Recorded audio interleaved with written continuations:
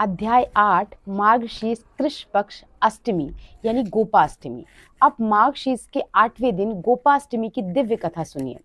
आज गोपाष्टमी का पर्व था। आज ही के दिन भगवान कृष्ण ने पहली बार गौचारण लीला आरंभ की थी। अक्षरा अपने अहंकार को गलाकर आज पुनः ध्यान में बैठी थी। उसके मन में अद्भुत शांति थी। तभी उसे एक नटखट सावले से ग्वाल बाल की आहट सुनाई दी।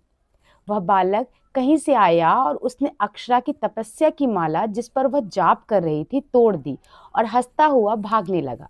अक्षरा का ध्यान भंग हो गया। दुष्ट बालक, उसके भीतर क्रोध का वही भाव जागा जो कौशिक के लिए जागा था। वह उस बालक को पकड़ने के लिए दौड़ी।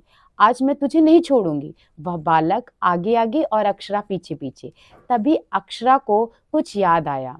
उसे माँ यशोदा और उखल की लीला याद आई। उसे याद आया कि कैसे माँ यशोदा जब अधिकार और क्रोध से कृष्ण को पकड़ने दौड़ी तो वह ब्रह्म को नहीं बांध पाई।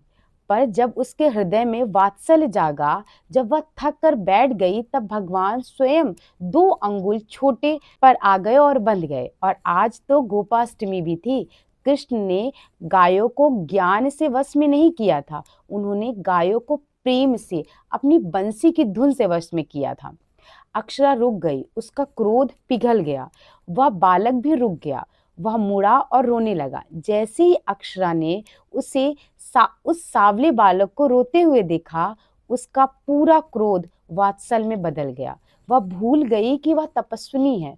वह एक माँ बन गई। वह द्वार पर गई और उस बालक को गोद में उठाकर चुप कराने लगी। चुप हो जा मेरे लाल, चुप हो जा, मैंने तुझे डरा दिया। वह बालक मुस्कुराया। उसे अपनी छोटी सी मुट्ठी खोली और अक्षरा की टूटी माला वापस करके हाथ में थमा दी। और इससे पहले कि अक्षरा कुछ समझ पाती, वह बालक वन में ओझल हो गया। अक्षरा को उस बालक में अपने प्रारब्ध पुत्र की छवि दिखाई दी। कृष्ण ने आज उसका वात्सल्य जगा दिया था। कृष्ण ने वात्सल्य तो जगा दिया, पर कल अक्षय नवमी है। कल अक्षरा को अपने पति कौशिक की परीक्षा लेनी होगी। क्या कौशिक, जो 9 दिनों से बाहर बैठा है, क्या वह इस तप में बदला है? या हम जान